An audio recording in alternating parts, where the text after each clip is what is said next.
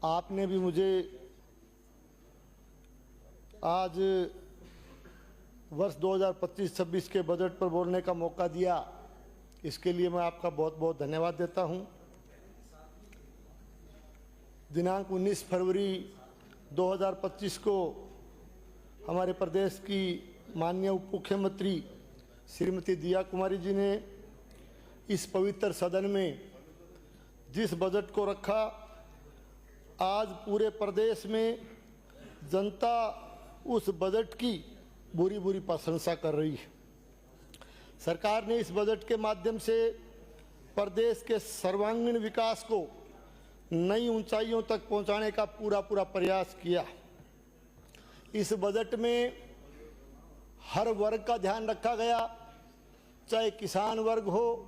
चाहे मजदूर वर्ग हो, चाहे कर्मचारी वर्ग हो, चाहे जनप्रतिनिधियों का मामला हो, हर वर्ग के हितों का ध्यान इस बजट में रखा गया है। मैं इस मौके पर इस शानदार और ऐतिहासिक बजट के लिए माननीय मुख्यमंत्री जी का एवं माननीय वित्त मंत्री जी का बहुत बहुत बधाई उनको देता हूं और उनका बहुत बहुत आभार प्रकट करता हूं। माननीय सभापति महोदय,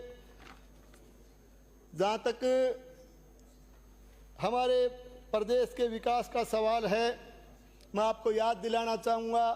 कि 2013 से 18 के बीच में जब भारतीय जनता पार्टी की यहाँ सरकार थी, तो उस समय उस सरकार की हमारी मुख्यमंत्री आदरणीय वसुंधरा राजे सिंधिया जी ने गांव का गौरव बढ़ाने के लिए बड़े पैमाने पर प्रत्येक ग्राम पंचायत में गौरव पथ का निर्माण किया था। उसी गौरवशाली परंपरा को आगे बढ़ाते हुए आज हमारी वर्तमान सरकार ने भी 5000 से अधिक आबादी वाले ग्रामीण कस्बों में अटल प्रगति पथ बनाने का एक ऐतिहासिक निर्णय लिया है। इसके लिए मैं माननीय मुख्यमंत्री एवं माननीय वित्त मंत्री जी का बहुत बहुत धन्यवाद देता हूं, आभार प्रकट करता हूं। इसके साथ साथ प्रत्येक विधानसभा क्षेत्र में 10-10 करोड़ रुपए की राशि से नॉन पेचेबल सड़कों का निर्माण कराने का निर्णय लेकर के निश्चित रूप से सड़कों के मामले में भी एक शानदार काम सरकार ने हाथ में लिया। माननीय सभापति महोदय, ग्रामीण क्षेत्रों में 20 लाख घरों में पेयजल कनेक्शन दिए जाने का प्रावधान करके निश्चित रूप से पीने के पानी की समस्या का समाधान करने का बीड़ा सरकार ने उठाया है। इसके साथ साथ 1000 ट्यूबवेल, राजस्थान प्रदेश में 1000 ट्यूबवेल और 1500 हैंडपंप लगाने का भी ऐतिहासिक निर्णय इस बजट के अंदर लिया गया है। इसके साथ साथ हमारे देश के यशस्वी प्रधानमंत्री आदरणीय नरेंद्र मोदी जी ने जल जीवन मिशन योजना, जिसका कि उन्होंने आगाज किया था, एक बहुत बड़ी महत्वाकांक्षी योजना इस पूरे देश को उन्होंने पेश की थी।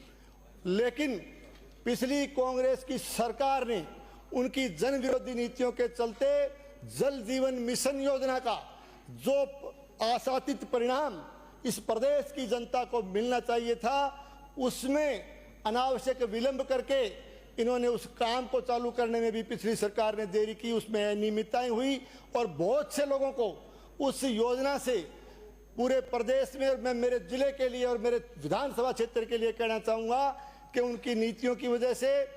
बहुत से घरों को, ढाणियों को जल की सुविधा से, पेयजल से वंचित कर दिया गया। मैं आभारी हूँ हमारे देश के प्रधानमंत्री जी का कि उन्होंने 2028 तक इस योजना की अवधि को बढ़ाने का काम किया है और इस जल जीवन मिशन योजना में हमारी राजस्थान की सरकार ने भी सम्मिलित होते हुए बचे हुए कामों को बनाने का, उनको पूरा करने का जो है निर्णय लिया है। ये एक ऐतिहासिक निर्णय पीएचडी के मामले में हम कह सकते हैं। माननीय सभापति महोदय, मुख्यमंत्री निःशुल्क बिजली योजना के लाभान्वितों के घरों पर निःशुल्क सोलर प्लांट्स लगा करके 150 यूनिट बिजली प्रति माह निःशुल्क देना,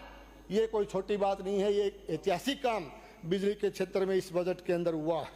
माननीय सभापति महोदय, तीर्थ यात्रा के मामले में हमारे पिछले बजट में भी प्रावधान किया गया। इस बजट में भी 6000 वरिष्ठ जनों को हवाई मार्ग से यात्रा करवाने का और 50,000 जो है तीर्थयात्रियों के लिए जो है एसी ट्रेन से उनको तीर्थ यात्रा करने का प्रावधान निश्चित रूप से एक ऐतिहासिक कदम इस बजट में हमारी सरकार ने उठाया। माननीय सभापति महोदय, जहाँ तक क्योंकि ये हमारा कृषि प्रधान इलाका है, जिस क्षेत्र से मैं आता हूँ, किसानों के लिए निश्चित रूप से किसान सम्मान निधि की राशि 8,000 से उसको बढ़ा करके 9,000 रुपये करके निश्चित रूप से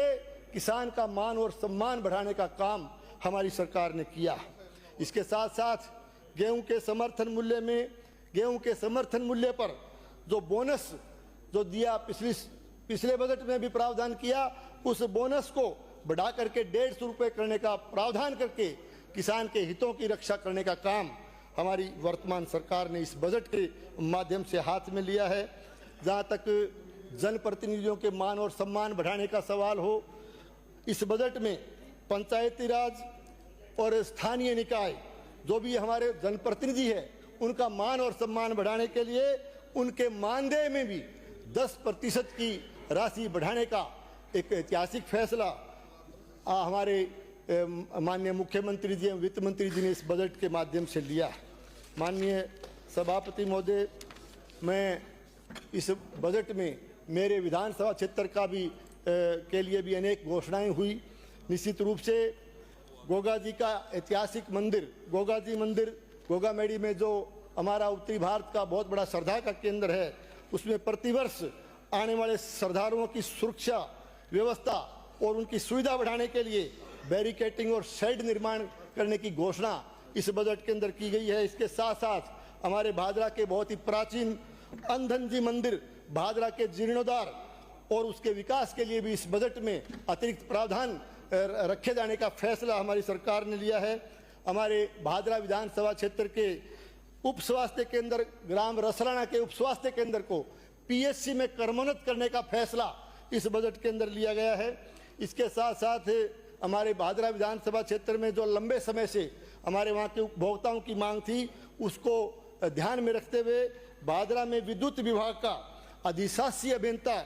कार्यालय खोलने का काम इस सरकार ने घोषणा इस बजट के तहत की है। मैं भादरा विधानसभा क्षेत्र का विशेष ध्यान देने के लिए भी मैं माननीय वित्त मंत्री जी का, हमारे यशस्वी मुख्यमंत्री जी का तहे दिल से मैं भादरा विधानसभा क्षेत्र की जनता की तरफ से बहुत बहुत आभार प्रकट करता हूं, बहुत बहुत धन्यवाद देता हूं। और इसके साथ साथ मैं मेरे क्षेत्र की दो